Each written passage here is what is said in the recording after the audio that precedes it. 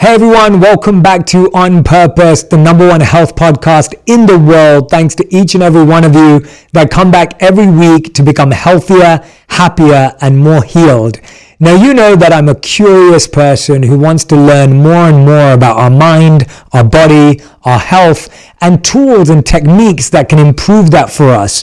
And I like sitting down with individuals who've dedicated their lives and their life's work to understanding what can improve the lives of others.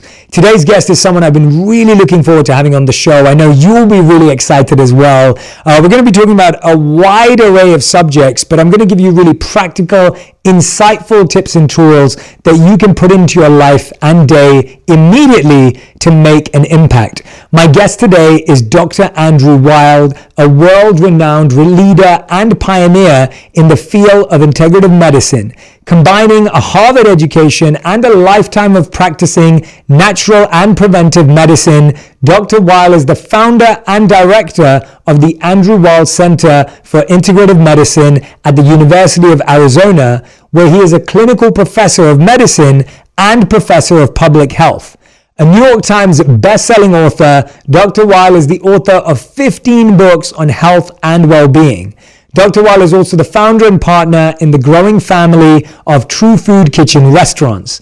Dr. Weil's current projects include matcha.com, bringing the world's best matcha to the West. I am so excited to welcome Dr. Andrew Weil. Andrew, thank you for being here. I'm delighted to be here. Very excited to learn from you about a subject matter that has so much, as we were talking about briefly before, has no insight, bad insight. I feel people are underserved in this space. And so let's dive straight in. The first thing I wanted to ask you and dive into you with was this thought around what are the diet and lifestyle habits people need to do every day to live longer, healthier, and prevent cognitive decline? Well, that's fairly simple. The first rule of healthy eating is to avoid refined, processed, and manufactured food. That's what's doing us in. And I'm one of the first people to have begun talking about the importance of containing inappropriate inflammation. And I have developed an anti-inflammatory diet based on the Mediterranean diet, but I added Asian influences to that because I spent a lot of time in Asia, and there are things there like mushrooms and turmeric and tea that I find very useful. But it really there's more and more evidence that chronic low-level inappropriate inflammation is the root cause of most of the serious diseases that do people in prematurely. So containing inflammation is very important, and diet has a major influence there. But again, the first step of an anti-inflammatory diet is to try to eliminate refined, processed, and manufactured foods. In terms of other lifestyle practices, basic ones: maintain physical activity throughout life, get good rest and sleep, learn and practice some methods of neutralizing the harmful effects of stress on the mind and the body, maintaining good relationships, especially spending time with people in whose company you feel more positive. Those are very simple steps. As for cognitive decline, this is of great concern to many people, because we all know people who have experienced cognitive decline, and we want to avoid that. So I think two very practical pieces of advice. One is don't get hit in the head. And that may mean, taking precautions if you're doing hazardous activities and being, I don't recommend that people play American football, for example. And another is don't smoke, because nicotine constricts blood vessels, reduces blood flow to the brain. So those are two simple steps. I think also I recommend practices like doing word puzzles to keep your mind active, learning another language. You don't have to master the language, just the attempt to learn it is very useful. So those are some pieces of practical information. Yeah, I think you've given us a beautiful spectrum of things to focus on there. And I think I definitely in my life try and tackle one of those areas every year because I feel that they're so big in and of themselves.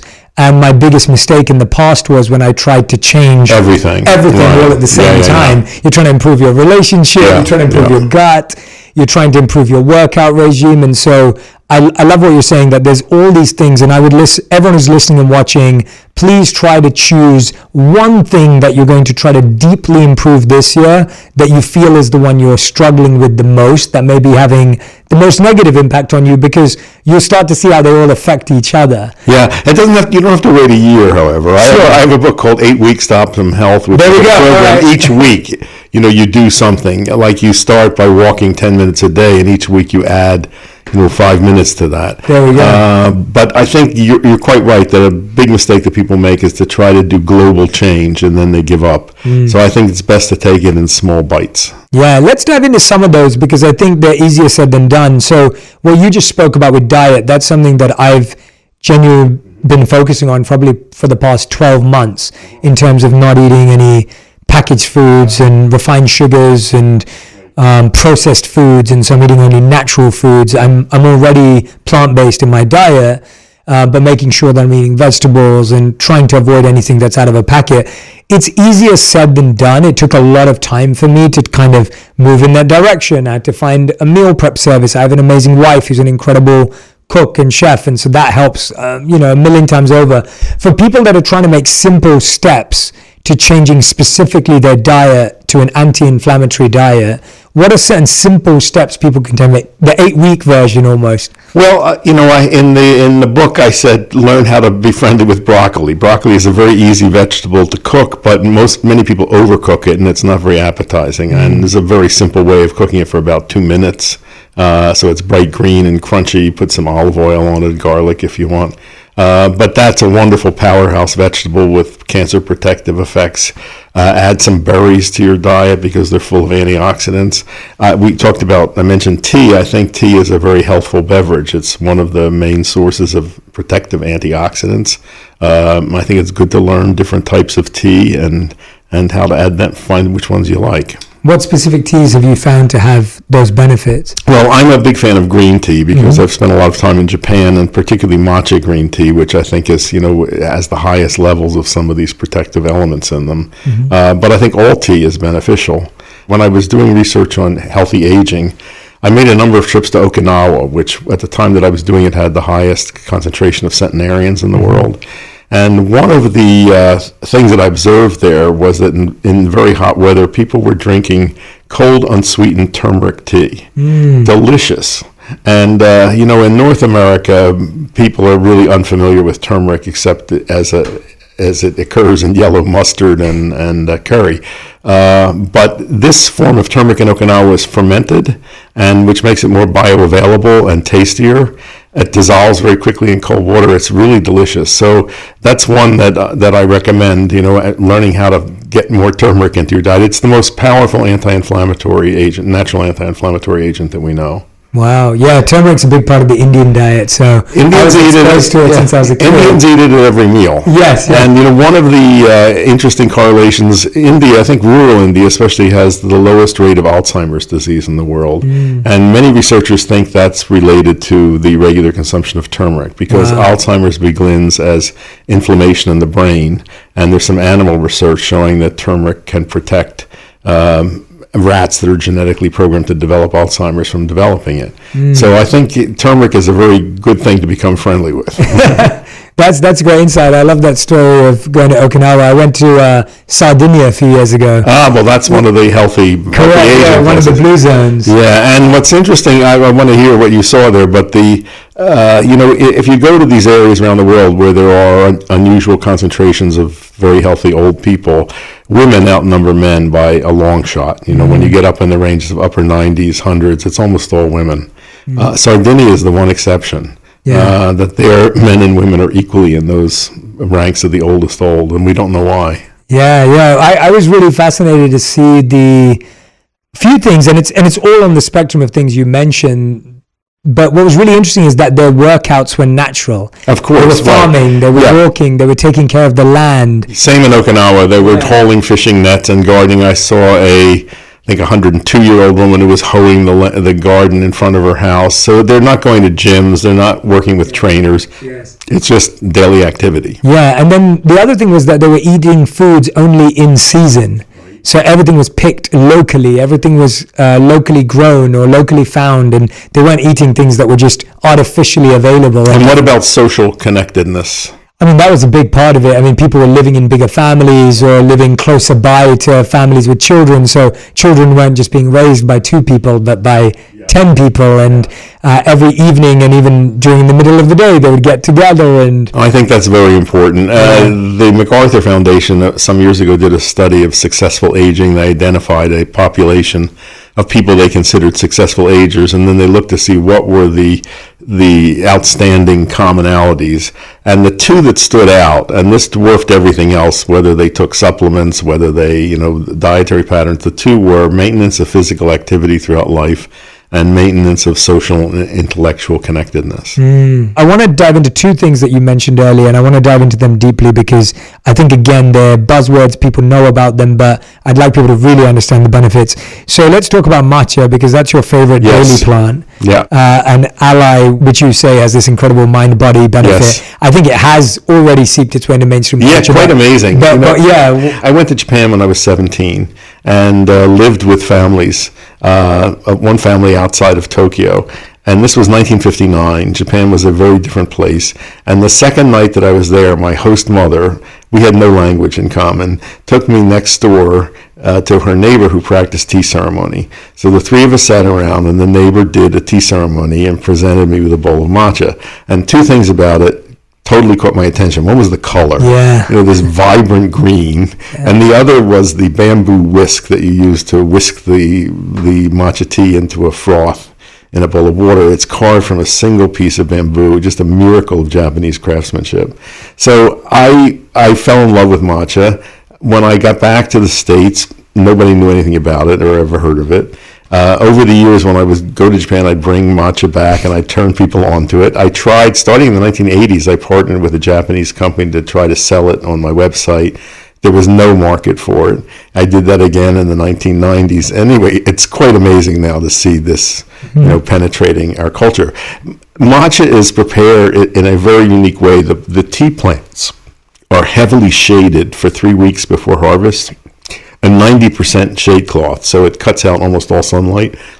In response to that, the leaves get bigger and thinner and produce more chlorophyll, trying to take advantage of what light is there. And they also produce more antioxidants and flavor compounds and this amino acid L-theanine that has a calming effect and moderates the action of caffeine.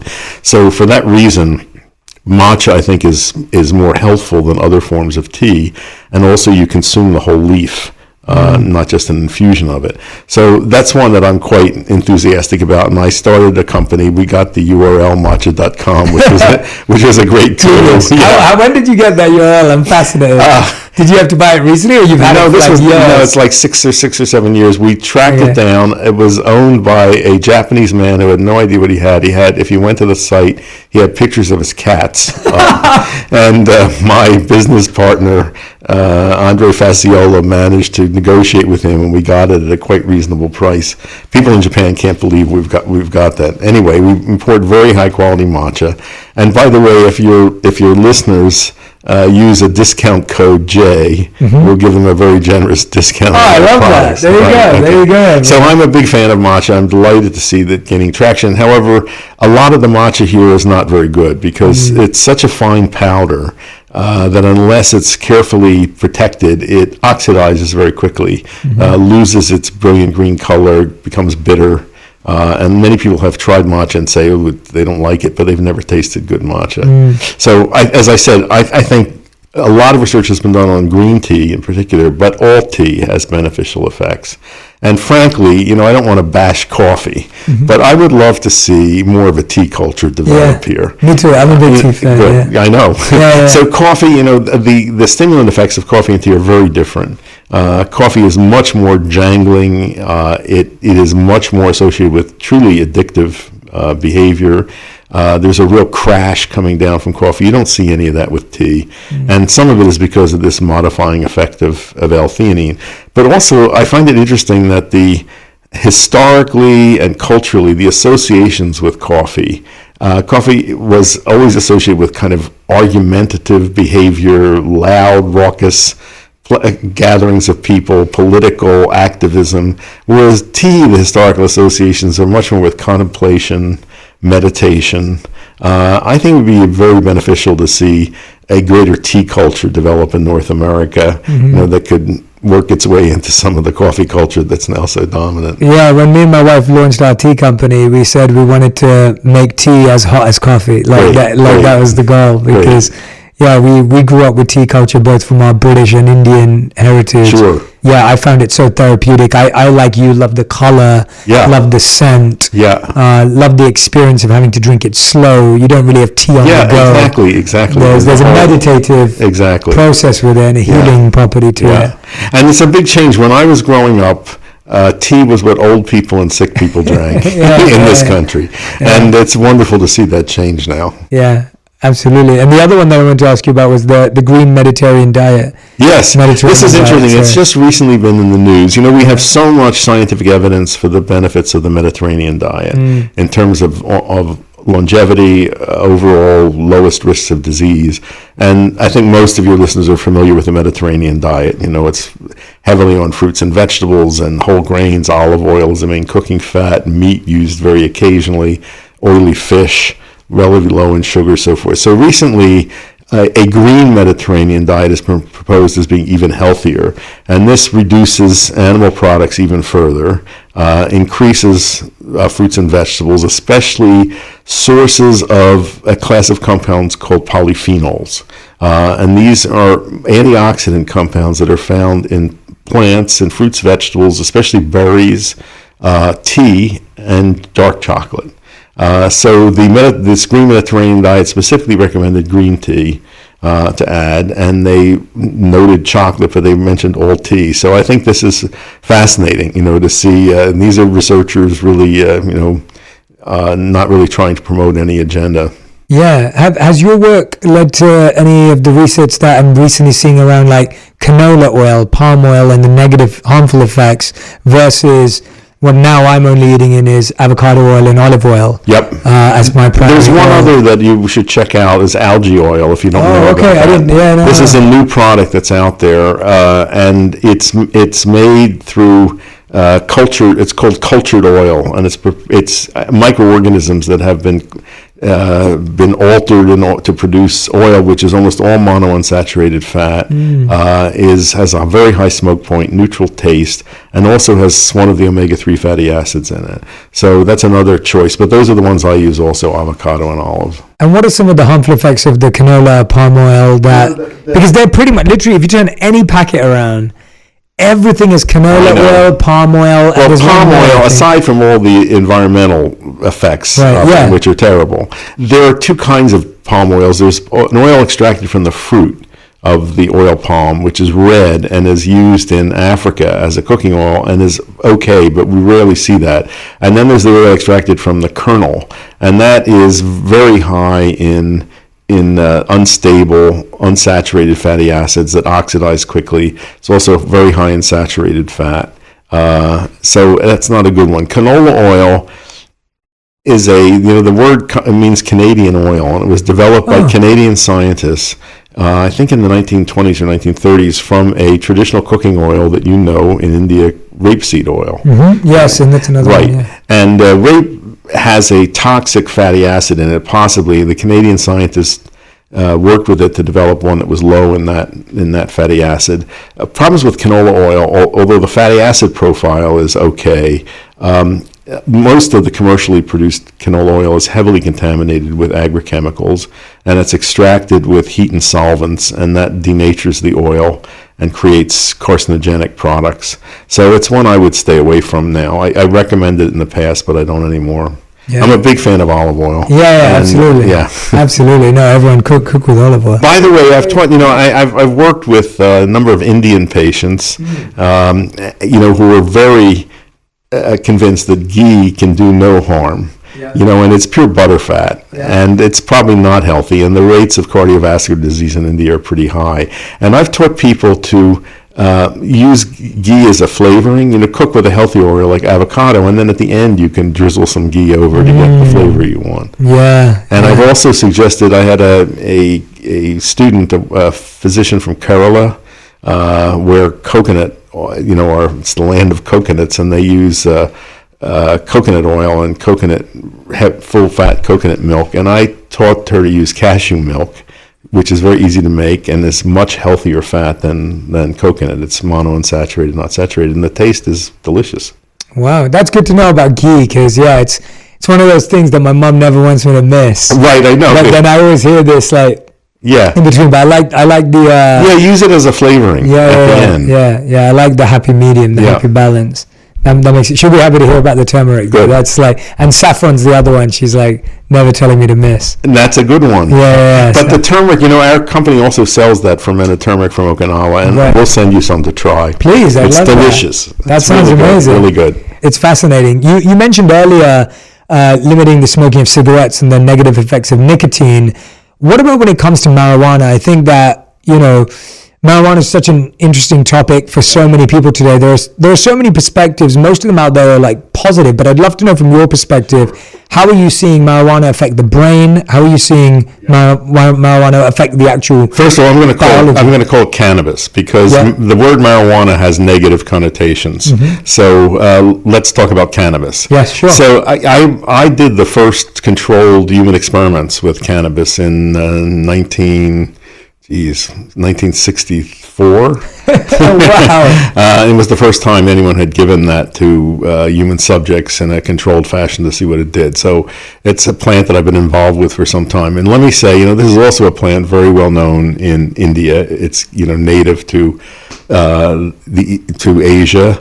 The word, the main species, Cannabis sativa. The sativa means useful. And cannabis is hemp. It's the same root as canvas, because canvas used to be made from hemp fiber. But this is a very useful plant. It provides an edible seed, an edible oil, a fiber, a medicine, and an intoxicant. That's a lot of ways for one plant, to serve us. And it really only wants to serve us. And I think we have really not been wise in the way we've dealt with that plant.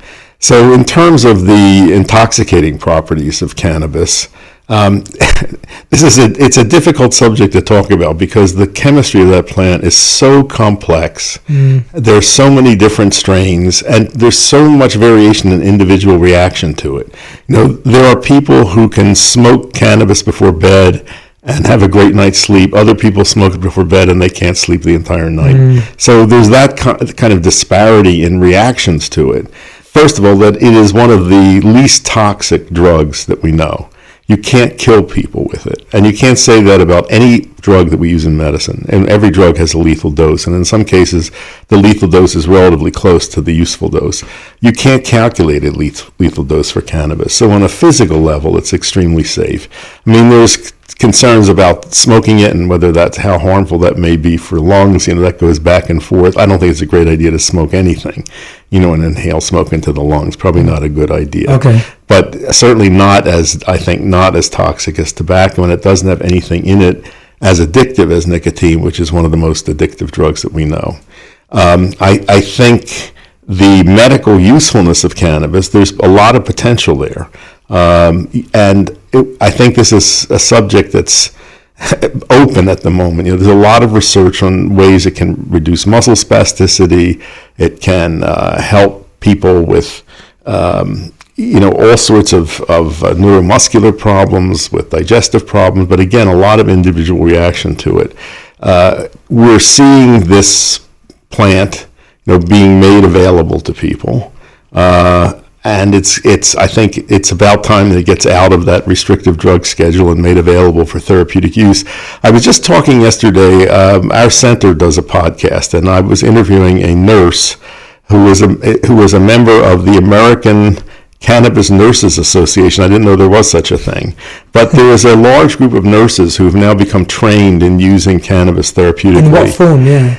They use all different forms, and they base that on the individual patient. But I think they're in a much better position to do this than physicians, because there's no cannabis preparation out there that most doctors are going to feel comfortable using. And until we have something like that, I don't think doctors are going to go near it. They don't understand it. But it's great that nurses are using it. A lot of them are using it for pain control. They're also using it in hospice situations, especially with people with terminal cancer, and they say they find it very useful. So I think it's, I'm happy to see this becoming used. I think there's a lot we don't know about it, and I find it very difficult when people ask my advice about it. I don't know what preparations to recommend to people. That it's confusing. What's your take on the more social use of it? Well, I was part of that culture in my 20s and 30s, and it was fun back then. It was a fun social experience. And then I also found that it was very stimulated my imagination, creativity, helped me write. But at some point that changed, and my reactions to it changed. I became more introspective, withdrawn, and then eventually it became an unproductive habit that just made me groggy, and it was hard for me to separate myself from it. And so what was that? Yeah, what do you think that was? Because I think that's such a interesting arc of a journey with it. I think a lot of people feel that way. That's kind of like an arc. I had a lot of friends who initially started for those reasons and then ended up paranoid or ended up confused or ended up lethargic. Or I don't know. Maybe maybe it has something to do with changes as we age. Possible. But it was such a striking change in the effects for me.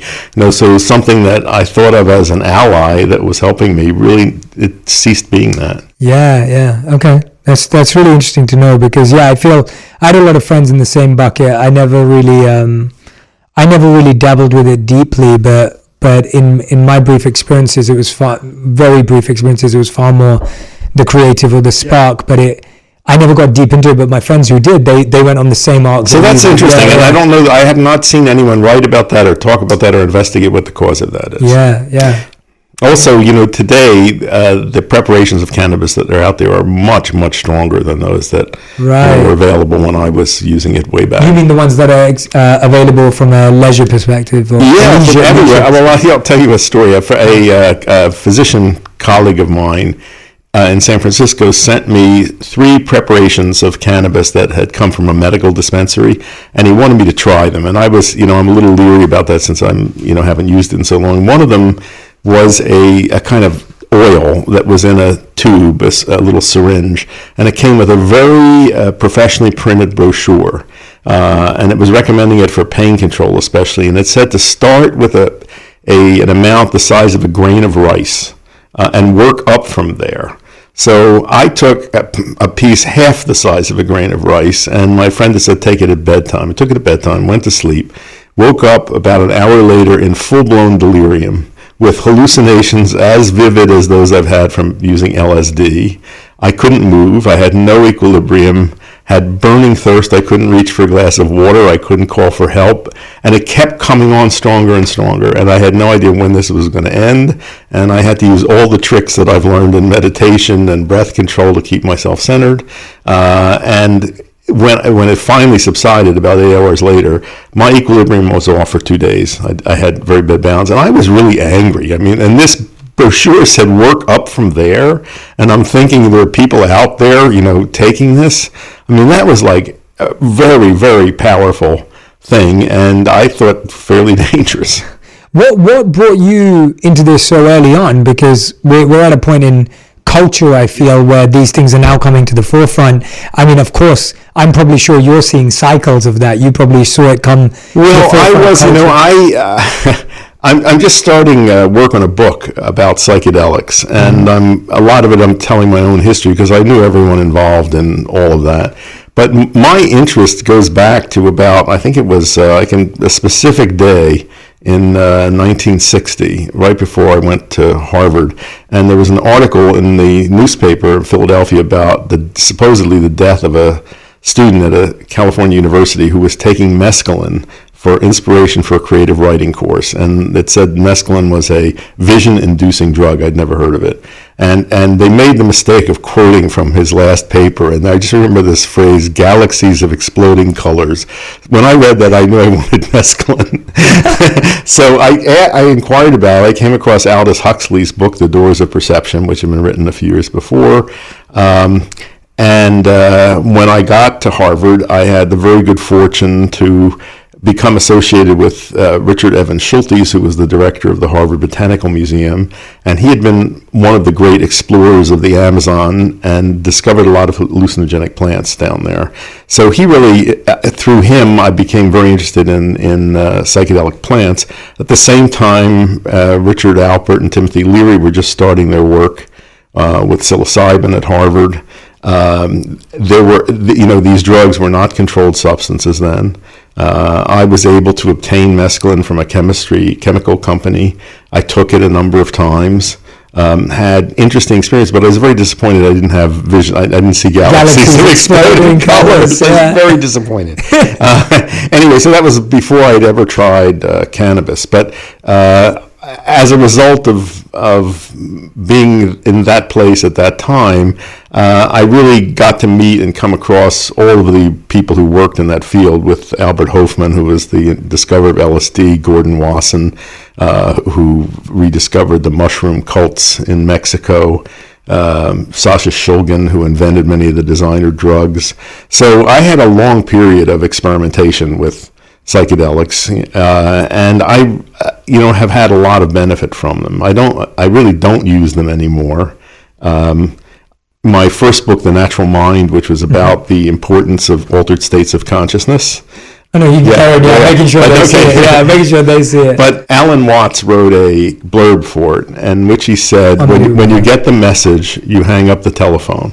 And so I think I got what I had to learn from psychedelics, and I didn't feel the need to continue to use them. But I've learned a lot of things from them, and a lot of that has formed my philosophy of integrative medicine, especially the very subtle, complex interactions of mind and body. Mm-hmm. And I have seen very powerfully that you can change external reality by changing internal reality. Let's dive into psychedelics, because that was also what really intrigued me and drew me to your work, because again, I feel like my generation, generations after me, they're starting to hear these terms in mainstream culture a lot more often. And I feel like my role is to try and find the deepest experts in this space to help everyone have as much information they can have in order to make better decisions for themselves, their friends, their family, and anyone that's there. And so I'm going to ask questions that may seem really simple and basic, but by design, because I want people. So what are psychedelics for someone who keeps hearing that term from their friends and they keep nodding along, pretending to know what that is? What does it mean, and what comes under that? The word, if it's a coined word, which means mind manifesting. Previously, people had called these psychotomimetic drugs, meaning they mimic psychosis, which is, a very negative term. Psychedelics are a large group of compounds, many of which are found in plants. There's one we know from an animal source. Many are synthetic or semi-synthetic drugs.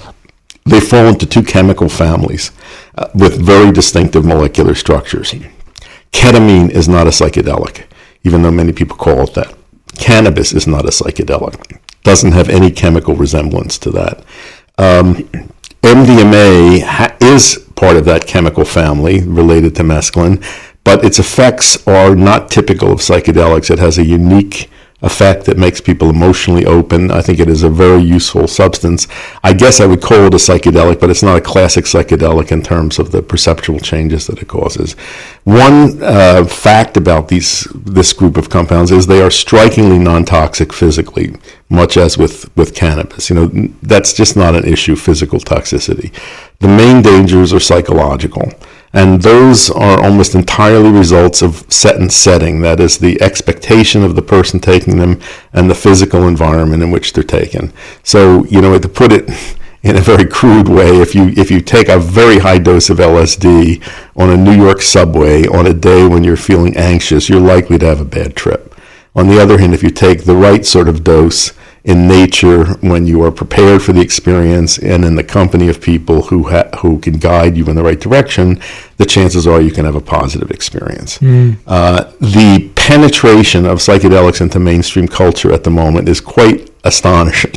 Before the pandemic, I was traveling a lot and speaking in various places, and no matter what subject I was talking about, whether it was nutrition, healthy aging, integrative medicine, I would get questions about psychedelics. Where can we get them? How can we use them? How do you find somebody who can guide you? A few months ago, Vogue magazine had a cover story on psilocybin.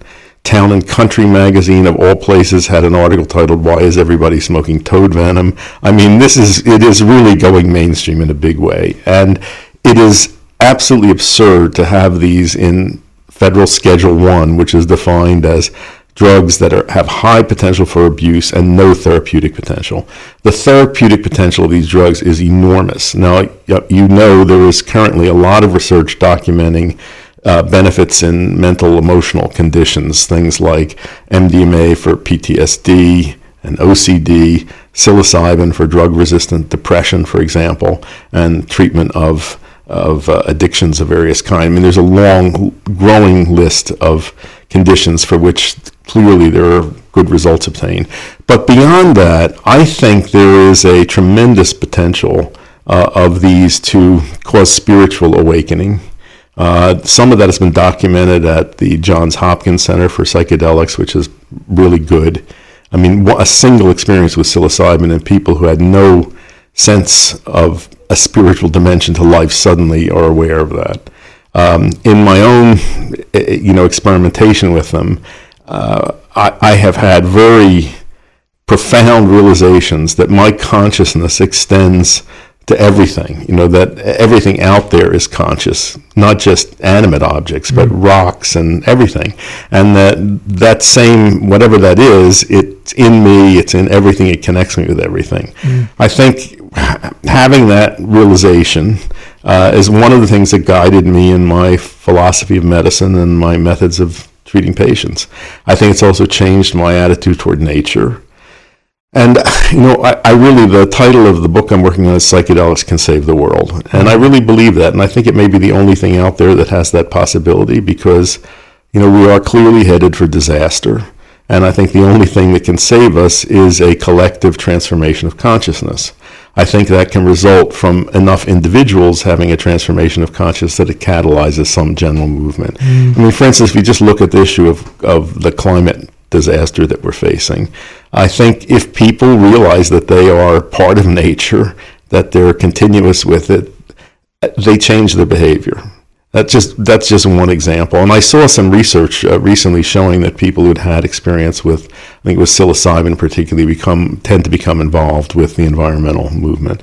So that is the great hope that I have. So I think this could go a million different ways in terms of whether, for-profit businesses get involved, whether people are going to be using these to party. But I think it doesn't matter. I think just having these out there in the general culture and freed from that restrictive way that they've been placed, I think that holds great positive potential. You like the idea of these things becoming more mainstream and accessible and available because they have so many positive benefits. But there's a part of you that understands or is accepting of the dangers that come in with self-diagnosis and self-use, where it isn't being administered in a healthy dose or a healthy way.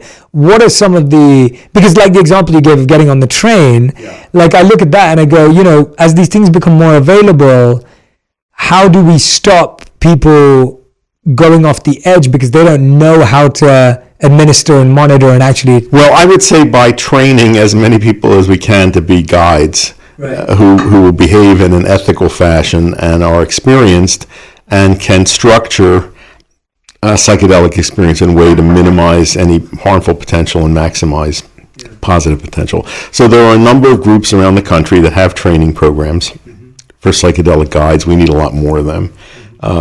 And my hope is that we'll start to see that. Yeah, because I do worry that I love the benefits of so many incredible sources out there. I do worry that when people are untrained in anything that has that much power, it can be worrying too, because you could have a whole world of people who could be saved and supported, but in the wrong way could end up in a much worse place psychologically, as you said. Because there isn't that responsibility around it, if that makes sense. Would you agree? Sure. Yeah. So that's my hope, is that we'll see, some large numbers of responsibly trained people who can guide people in the right direction. Yeah, I just wanted to clarify that with you, because it's kind of how I feel about technology, right? Like if you look at technology is like a drug in one sense, in the way the chemicals that are released when we use them. It could really be likened to a drug. Obviously, it's not been talked about that way. That's not the language. We're only seeing those experiences now. And we're seeing the challenges with technology addiction. We're seeing the challenges with technology obsession and the things that come from it, whether it's envy, comparison, fear of missing out, anxiety, insecurity.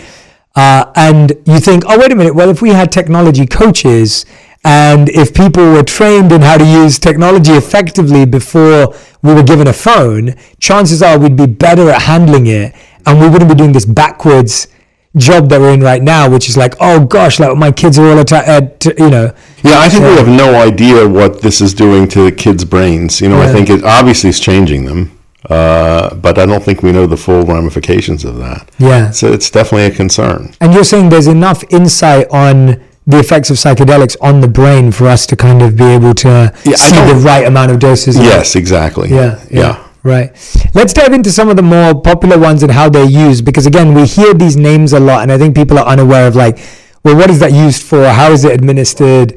Who does it help? So you were mentioning the MDMA. Could you tell us what is MDMA? How is it used currently? Yeah, so MDMA is a synthetic psychedelic, and it resembles the structure of mescaline, that family of groups, does not cause many visual changes like, a lot of the classic psychedelics. It is a stimulant, but it has a very reliable uniform effect in most people, which is to produce a state of non-defensiveness, calmness, positive emotional feeling, emotional openness. A name that's been proposed for it is an empathogen, something that creates empathy. I've used it a lot, and actually it was invented by my friend Sasha Shulgin, and he sent me some, and I think somewhere around 1975, and said, "What do you think of this?" And I said, "Send more."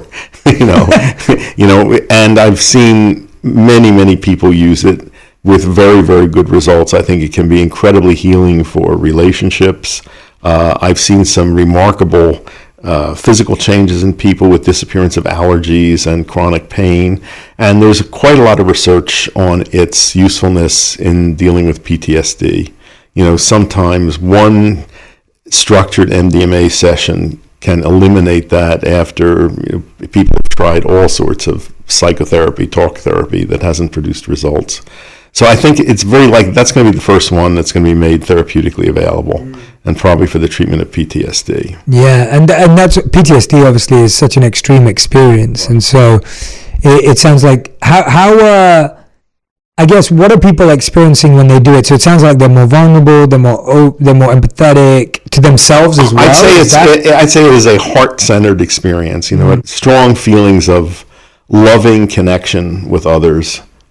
Calmness, relaxation, and a strikingly uniform effect from person to person.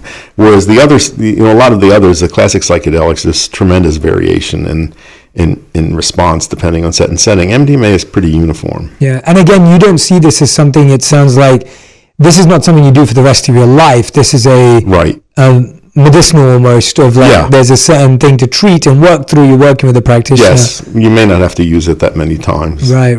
But I think that's one that we really should have access to and use. I lived as a monk for 3 years in India. I was in a monastery where we spent hours every day deep in meditation and reflection, in the study of spiritual texts and literatures, and had very strict diets. But we were trained in the development of a lot of these, almost like the purification and the detoxing to get to compassionate and empathetic states. And so when you were describing some of your experiences, I was like, I had that experience through meditation, of that connectedness with nature and with the universe and with each individual soul, whether it be animate or inanimate. So I remember those through meditation. And so our journey was very slow, very step by step, a lot of pain and a lot of obstacles to clear the way. I'm intrigued by, how does someone feel after the dose has run its course? Like, are they able to stay compassionate and empathetic with their partner? What happens? I'm intrigued. Yeah. Well, the effect of the drug wears off, and because it's a stimulant, you feel there's a period of time when you feel tired and somewhat depleted of energy, but the feelings you remain, and you can reconnect with those. And I think I see permanent change in people.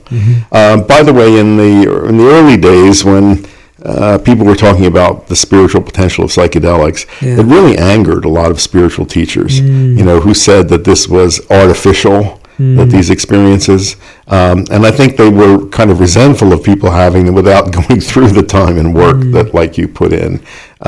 So I think there are many valid paths to achieve those kinds of feelings. But psychedelics are fast, and they offer the possibility of giving many more people access to them. Yeah, I've seen in my personal experience with the right people around me and with people I know that have experienced them, I found them to be great window openers for people, or door openers. It's kind of what you described, like this idea that you got to have a glimpse into a new reality that you didn't know existed.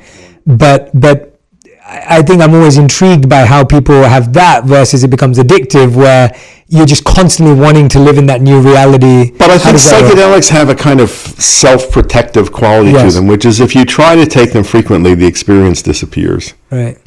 So I think people quickly, there's not a lot of motivation to use them with any sort of great frequency. Yeah, got it. And in terms of carryover effects, I've told this story a lot, and you may have heard it, but just as an example, and this is on a physical level, I had a lifelong allergy to cats.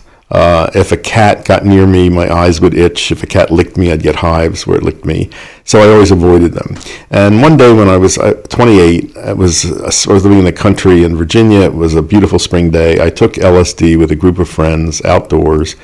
It was just, I felt wonderful. I mean, I really felt just high, connected with nature, terrific. And in the midst of this, a cat jumped into my lap. And I had an immediate defensive reaction. And then I thought, this is silly. And I just relaxed and played with the cat. I had no allergic reaction, and I've never had one since. No instantaneous disappearance of a lifelong allergic pattern. Is that a common path with LSD or no? No, I think it's not peculiar to LSD. I think it can happen with any psychedelic. Right. It doesn't happen automatically necessarily. Yeah. But I could imagine, Dr. Weil's allergy clinic, if these become available. Where you give people, start with a full dose and expose them to the allergen, and then like once a week you'd reduce the dose till at some point they were getting just a placebo. Yeah. I think allergies can be unlearned, and that's a powerful tool for doing it. Yeah. What are the other ones that you think are going to become more accessible? Well, psilocybin is the one that's being most researched. So this is the main compound found in the magic mushrooms, which traditionally were used by indigenous peoples in southern Mexico and Central America. There are many species of them. Some can easily be cultivated. Some grow wild, especially in the Pacific Northwest. It's a very well-known compound now, and it is being intensively studied and used, and especially for mental health conditions, for drug-resistant depression, for obsessive-compulsive disorder, for addictive disorders. It looks quite safe. It is... What's quite safe? Well, again, no physical issues with it at all. No cognitive? No, nothing. And in fact, there have been studies of people who've used these compounds quite frequently over a long lifetime, and there's been studies of their brains, and they look perfectly healthy. So I don't think there's any issues there. So this is one that I think also is going to be made therapeutically available fairly specifically soon. For mental health conditions first. But I think, one that has a lot of potential uses in medicine as well. So that, a main difference between psilocybin and LSD is duration of action. LSD lasts 10 to 12 hours, which can be inconvenient.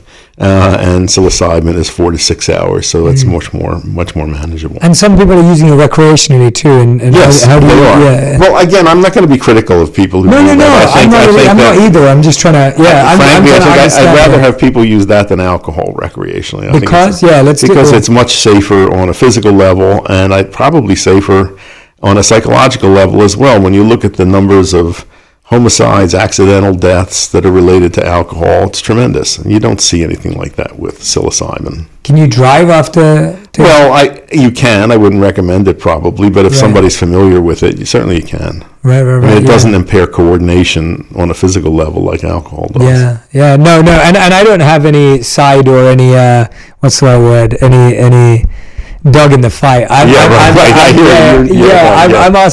just being so curious as to I know my community would ask these questions and I'm thinking, all right, like I want them to have such a real, genuine understanding of what this is, because so let me tell you about another compound that is of great interest is DMT. Yes, of course. Dimethyltryptamine. Yeah. So this is it's a very simple chemical compound, and it's related to serotonin, the neurotransmitter, and melatonin, the pineal hormone. It's found in many plants, especially in South America, and is used by indigenous people mostly as snuffs. They prepare powdered preparations from plants and inhale it, and often this occurs with another compound called 5-methoxy-DMT, which is the one that's found in the toad that has become toad venom. At any rate, DMT is, if you smoke it, it's a very rapid effect. Within seconds you are off in another reality, and it's extremely visual. Incredible visual trips, and then after several minutes you come back to ordinary reality. The 5-methoxy version is not visual. People describe it as a rocket ship into the void. Your ego dissolves, and when it reconstitutes, it's very pleasant. It is very likely that DMT is our endogenous psychedelic that is made by the pineal gland, and it may explain why some people have psychedelic-like experiences, whether it's from meditation or fasting or other things. It may be from release of endogenous DMT. And some people think this may also mediate the near-death experience, that so many people report. So I do believe we have an endogenous psychedelic, and it's very likely to be, DMT. Wow. Yeah, and we were talking about this earlier, and I love hearing about your travels. Have you been to the Amazon? Yes, Shetty sent me down there long ago. I made a number of trips. I was investigating medicinal plants, ayahuasca, mushrooms, and spent time with shamans to learn what tricks I could learn from them. So yes, so that was in the 1970s, 1980s. I made a number of trips down there. Wow, and why do the Amazonians have no problems with taking drugs like DMT? Well, this is an interesting thing. There are so many psychedelic plants and preparations in South America and in Mexico and Central America, and there are so few in the Old World.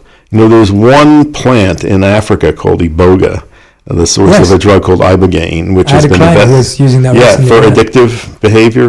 What's right. There's a possibility of one from India. There's been great speculation as to what this preparation soma was that's referred to in the Vedas. So there was some psychedelic preparation there. And the Eleusinian mysteries in ancient Greece involved drinking a potion that almost certainly was made from ergot, and it was a way of detoxifying that fungus and producing an LSD-like drink. But otherwise, you've got this huge abundance of psychedelic preparations in the New World. It doesn't make botanical sense that there'd be that disparity. So it must be something about the people. In the Old World, in Africa and Asia, people, I think, are as drawn to altered states of consciousness, but they get into them, especially in Africa, through drumming, prolonged wakefulness, dancing, rather than taking substances. Yeah. So is that the difference that you see in how we take them and how they take them? It seems right. But if you look at the indigenous peoples in South America and the Amazon especially, they are always used ritually. They're often, under the direction of shamans who are trained in their use. Yeah, absolutely. I think the potential for abuse in those populations is very minuscule. Right. Yeah, that's really fascinating. Yeah, I feel like it was always sacred. It was part of a holy ritual of some kind. It was always used medicinally and understood, and it's kind of it's ritual is a very powerful tool for containing the harmful potential of substances. Yeah, that's why they were created around those, I guess. Yeah, no, that's always really interesting for me to hear, because I feel like there's a and I'm just reflecting on it as an individual. I look at it and I think I really trust things that are very focused on the intention in which they're taken, administered by someone who understands what the power and effect of this is, and it's in an environment that allows you to have a fulfilling, powerful experience with a certain goal or place to reach to.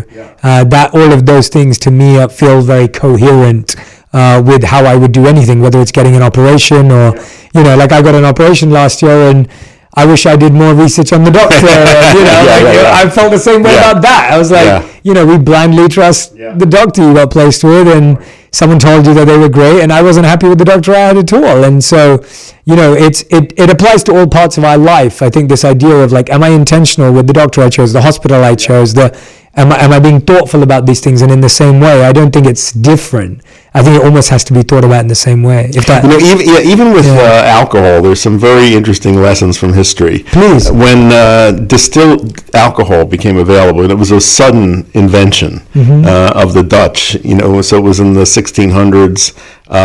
In the wake of that, there was an epidemic of drunkenness, alcoholism, unlike anything that we've ever seen. Wow. And even in this country, in America, in the early 1800s,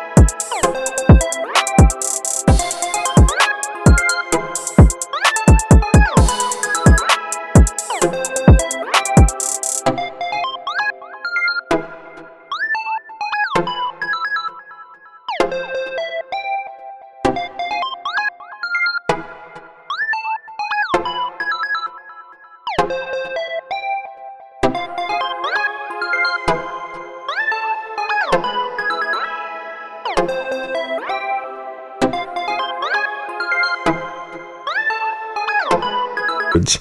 1700s, 1800s, every store had a barrel of whiskey, and people went in, you just have a ladle of whiskey, and people started drinking early in the morning, all day long. Drunks were lying in the street. It was an uncontrollable epidemic of alcoholism, and gradually, over several decades, there was a social consensus that grew up that it was unseemly to be drunk, and that rituals grew up around the use of distilled alcohol, one of which is a cocktail party, which is not going to happen at 10 in the morning. We're going to do this late in the day. There'll be food present and friends present, and it's for social, as a social lubricant. And that kind of conscious use and ritual helped contain the negative possibilities that could result from such a strong drug. Right. And of course, with alcohol, there's so many proven negatives and issues even now, whether it's gut, brain, etc., etc. Could you talk about some of those just so that we... Well, alcohol, it is extremely toxic to the brain and to the liver. And there's arguments go back and forth. That's it. Whether alcohol, a moderate consumption of alcohol is beneficial.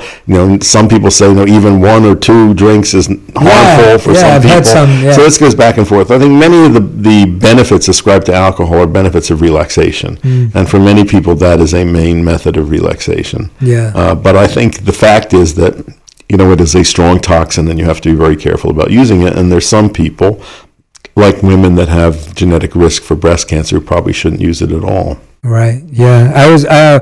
This fascinated me when I was looking at your work. Your book, Chocolate to Morphine, was pivotal and often the most stolen books in colleges in the last 40 years. Could you tell us a bit about the book and then about the story? It's a very good book. It's still in print, and the main point of it, which enraged some people, was that there are no good and bad drugs. There are just good and bad relationships with drugs. And I very firmly believe that. There are no drugs that have inherent good or horrible qualities. It's how people use them and how they think of them. Some obviously are more difficult to form good relationships with than others. And some of them naturally, like chocolate, as a victim of chocolate, have addictive traits. I've talked about this many times, but I was genuinely addicted to chocolate. And it took my wife and me, when I say addicted in the sense of I could eat a full slab in a moment, like a family pack version, like easily on my own, no issues. I see. And it took a long time for me to take chocolate out of my diet because of the amount of sugar I was taking into it. So, well, I put chocolate at the very top of my anti-inflammatory diet pyramid. How?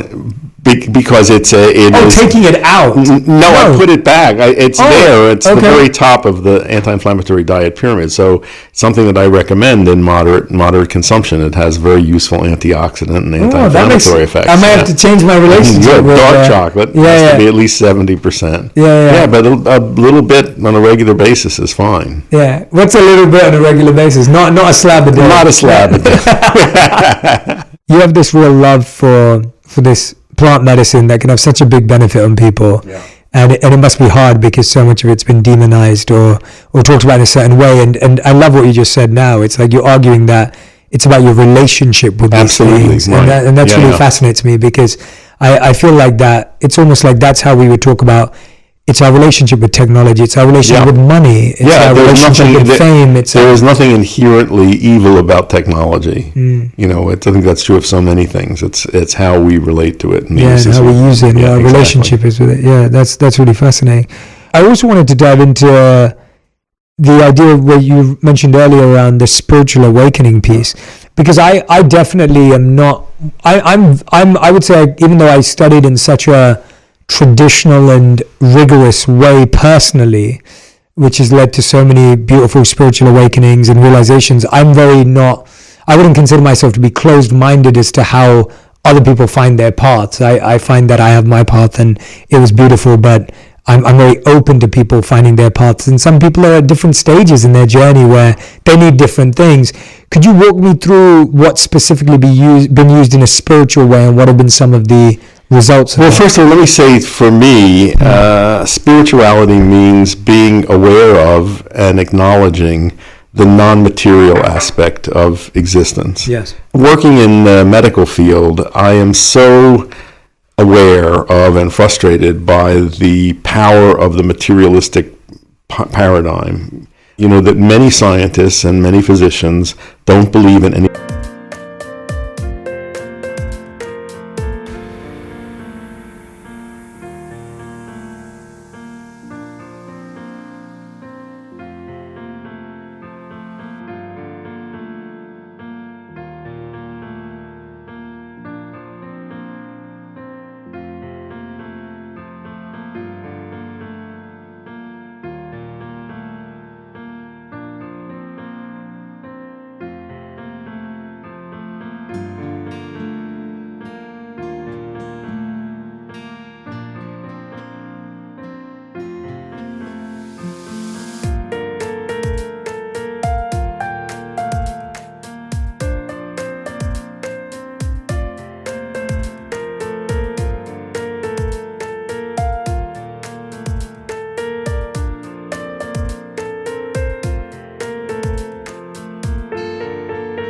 anything that's not physical.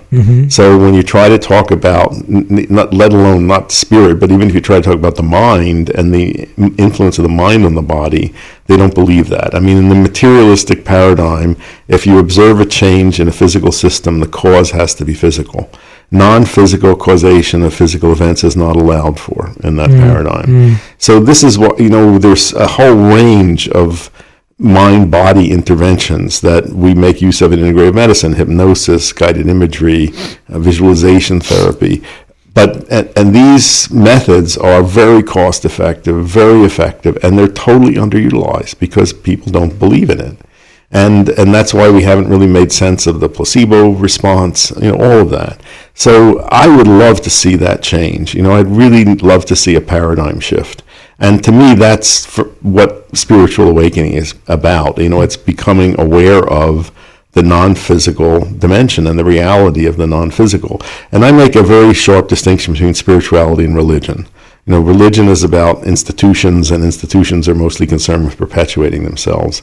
Spirituality is this connection with acknowledging the non-physical and its importance in interacting with the physical dimension. Yeah. I think there's lots of ways you can awaken to that. I said, for me and for many people, I've seen psychedelic experience become a very powerful way of doing that. Yeah, and how have you and others sustained that? Like you were saying yourself, like you don't take them anymore, but it's become a way of life for you. It feels like that. Like I meditate, I do breath work, and I've always been fascinated by the fact that the words breath and the word spirit are the same in most Indo-European languages, and that I think when we focus our attention on our breath, we're looking at the movement of spirit in the body.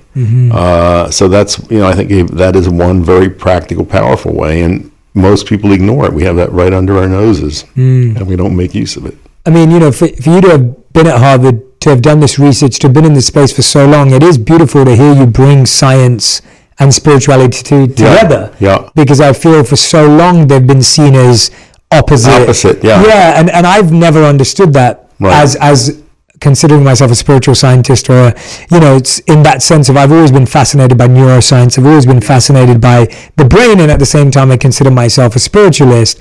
And so hearing you as like a doctor doing all of this medical work, but then finding the spiritual part and the functional part of certain parts of medicine, did you always have that when you were studying? Because obviously you went off to become a doctor. Like, when did that? I think I did always have some of that. Where did that come from? I don't know. I think I was born with it. Right. I can remember always being fascinated by the mind and how it related to the body, and from as far back as I can remember. And I tried to study that at Harvard, and I was very frustrated that I couldn't. I started off majoring in psychology, but at that time psychology at Harvard was completely dominated by the behaviorists. It was running rats through mazes, and they weren't interested in consciousness. I wanted to know about consciousness. Wow. And nobody was interested in doing that. And then also in the scientific and medical world, consciousness is seen as a product of brain chemistry or electrical connections in the brain. And, I came to feel that consciousness is primary. I think consciousness organizes matter. I think it organizes matter into more and more complex forms, including the human brain. But that, that enrages scientists when I try to talk that way. Do you think we'll ever be able to prove the existence of consciousness in a language, in a way that... I think this is what I see as part of the psychedelic awakening, because I think that this really has the potential to chip away at that materialistic paradigm and the influence it now has on our way of thinking. There is, a name for this idea that consciousness is primary. It's called panpsychism. And that used to be, no scientist would, look at that. And now that's become a respectable movement in philosophy. The idea that everything is consciousness down to atoms, and I look forward to seeing that grow and have greater and greater influence. Yeah, absolutely. Yeah, I've always considered consciousness to be like the first self. Yeah, absolutely. And obviously from a spiritual perspective, but even the excellent explanation behind so many near-death experiences or out-of-body experiences or of the sort. And when I have read scientific studies or even research or accounts of those experiences, there's a truth that's not been uncovered yet. Absolutely. And as I said, this may be mediated by release of our own endogenous psychedelic, which could very well be DMT. Right. Amazing. What a fascinating direction. I'm excited for your book, and I'm excited for the work. Andrew, is there anything that we haven't touched on that you've That was a pretty wide-ranging conversation. There's lots more I could talk about. But, I'm hoping this is going to be the first of many. That would be great. I think this is a great conversation for people to, I'm sure everyone already knows about your work, but for new people to get introduced to your work, for people to really get a sense of who you are and your journey and parts of your story and your expertise. And I'm hoping that we'll continue to go deeper when the books come out, because this has honestly been one of those, it's been exactly what I wanted. I needed the dummy's guide. And that's really helpful, because I think so often that step's like missed. I know. And then the majority of the world just doesn't know what's going on. I know. And so I try my best to stay grounded and rooted with my ear to the ground and be like, well, if people are hearing these ideas, but they don't know what to do and where it is. Well, you're doing a very good service. Well, thank you. You're very kind. And I hope that everyone goes to matter.com. Yes. Use the code J. The books that we were referring to in this episode are The Natural Mind, which is right here. And then this other book I have from Dr. Andrew Weil is Spontaneous Happiness. But there is a new book on the way as well. So these are two great starters. And look out for Andrew's new book, which I'm sure he'll be back on the show to talk about. I would love to. When it comes together. So, Andrew, thank you so much for your time and energy. Thank you for being here. It's actually just wonderful being in your presence too. And I love how much life you've lived, and it sounds like you have so many more incredible experiences and stories to share that I look forward to learning. Okay. But thank you so much for being here. Thank you for sharing your journey, your work. Thank you for giving us so much of a great education today. You're very welcome. Amazing. Everyone who's been listening and watching back at home, make sure you tag Dr. Andrew Weil and I on Instagram, on Twitter, on TikTok, whatever platform you use, and let us know what you learned from this episode. I hope this gave you an insight into a world that you're probably hearing about but may not have too much information on. Maybe you're an expert, maybe you knew all of this, but hopefully this will help you introduce it to a friend who may not be as aware as well. Again, thank you so much for listening. Make sure you go and follow Andrew